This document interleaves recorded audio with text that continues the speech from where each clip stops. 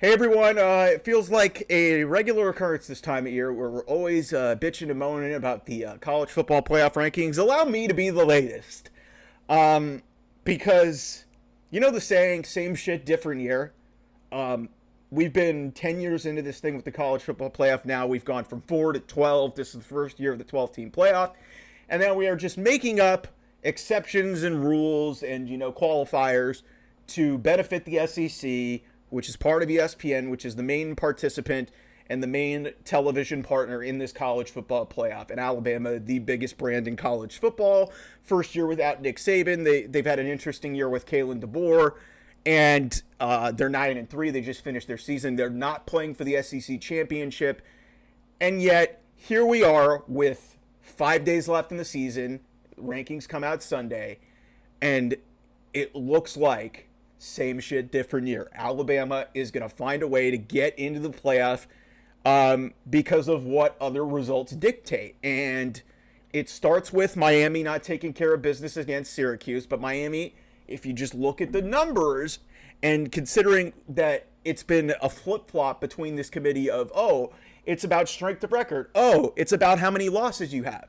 Miami's got 2 losses. Yeah, they haven't beaten anybody, but they've got 2 losses. They lost both of their games very close. Yes, one was to Georgia Tech, which is a 7-5 team, but Georgia Tech just took Georgia, who's going to make this playoff, to 8 overtimes. Just took Georgia to 8 overtimes. And then Syracuse just popped into the rankings this week, at 9-3. So the interesting thing here is Miami is 12 in this latest rankings, which means they are the first team out because they get bumped out because Arizona State is the 5th highest ranked conference champion if in this projection, because either that spot that Arizona State is holding right now is going to go to them or it's going to go to Iowa State, the winner of the Big 12 championship. That's going to be the place. Boise State and UNLV. Boise State's been up in these rankings the whole time. They're at 10. They would get a bye in the 4 seed. All they got to do is beat UNLV again at home. And if UNLV wins, UNLV's in. So that's it. But Alabama jumps up to 11. Interestingly enough, they play their rival, now 5-7 Auburn team, beat the crap out of them. Okay. Are we just forgetting that they got blown out on the road by Oklahoma a couple weeks ago? They lost to a 6-6 Vanderbilt team. They've also lost to Tennessee. Tennessee is in this playoff. Yes, I understand that Alabama has beaten Georgia. That is worth something because Alabama deserves all the credit in the world. They were up 28-0 in the game. They almost blew it. They made a remarkable comeback. They deserve a ton of credit. But at some point, wins and losses need to matter. And I'm not suggesting that Miami should be above them, but it's almost getting to a point where it's like, I understand. So, here's the problem.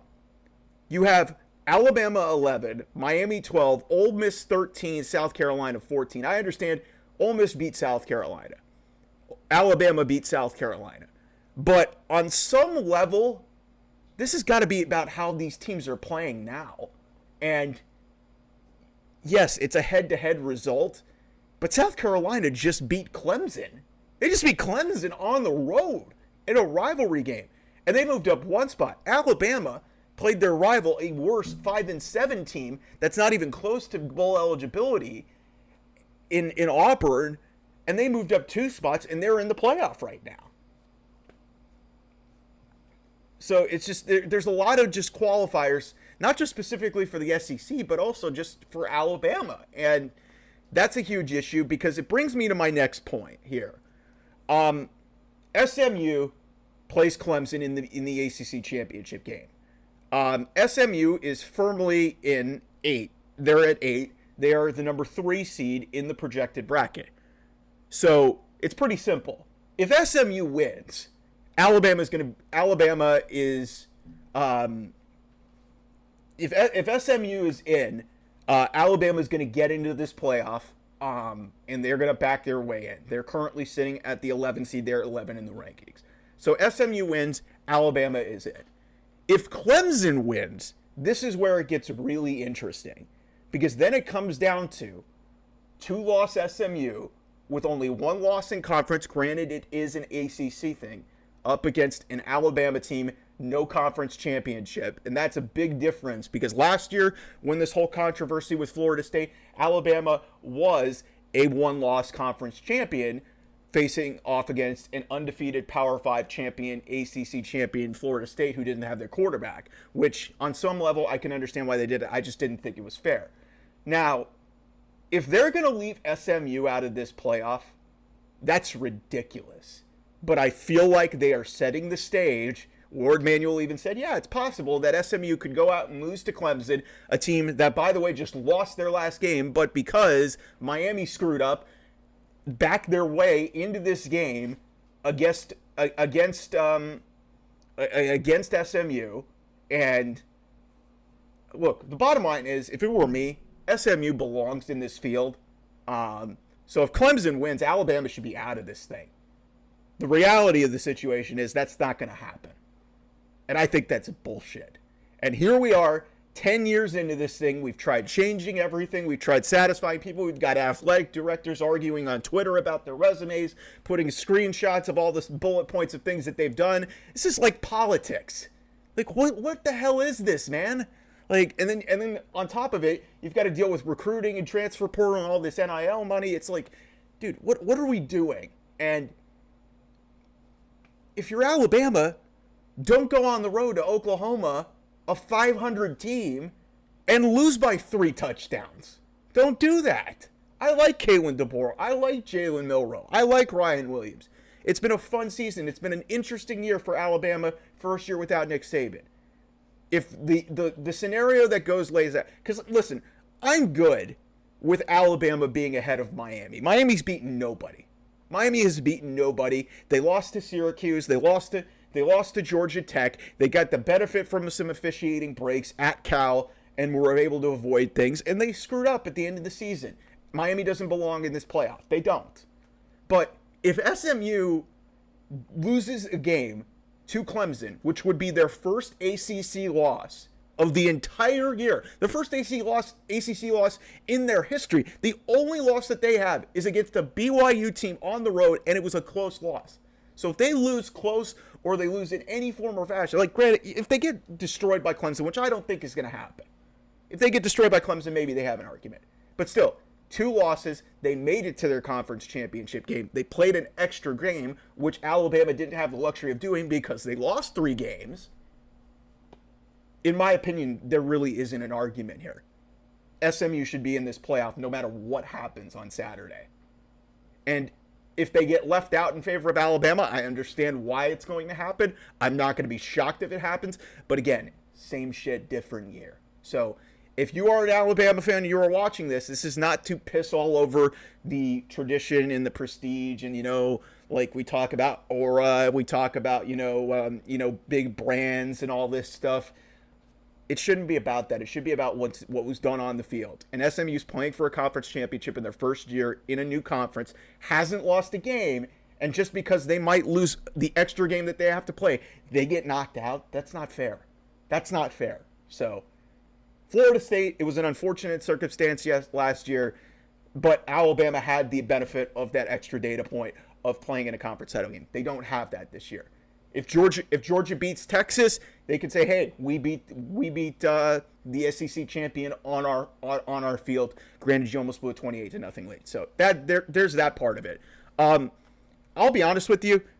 I was looking into this. I think Arizona State certainly has a case to make it, but they're not going to make it at 15. They've got to win the Big 12 to get in, and they've also got a really bad loss on their record. They lost on the road to 5 and got really beaten badly by a 5-7 Cincinnati team. So there's that. The other thing that a couple people are really irritated about, a couple things. Ohio State falls to 6. They're 8. They would host a playoff game. I know a lot of people in Columbus are waiting for Ryan Day to get fired. That's not going to happen. If Ohio State gets this layout, the way things are, and they could move up potentially, because they could move up to potentially, ahead of Penn State if they're to lose to Oregon. They could potentially move up to as high as 6 or 7. Like, it depends. I don't see them getting ahead of Notre Dame. But there's a scenario where, hey, they could end up facing a Oregon, who they almost beat at Autzen. They could face a Boise State if they were able to advance. They could face an SMU or a Clemson in a home playoff game, or not in a home playoff game, but they would play it in a bowl game, and that would be really fascinating to watch. Ohio State's actually in a really good spot despite losing to Michigan, which is insane for me to say. They could still win the national championship.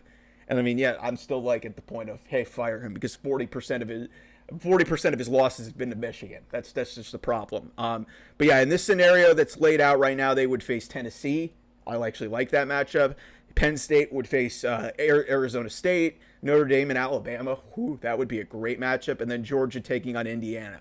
So those are the projected, first round quarterfinal matchups, and then the first round matchups. And then once we get to the quarterfinals, Oregon's 1, Texas is 2, SMU's 3, and Boise is 4 in this projected field. A lot can still change, but the big question that I have is what happens if SMU loses? That's the only drama left in this thing.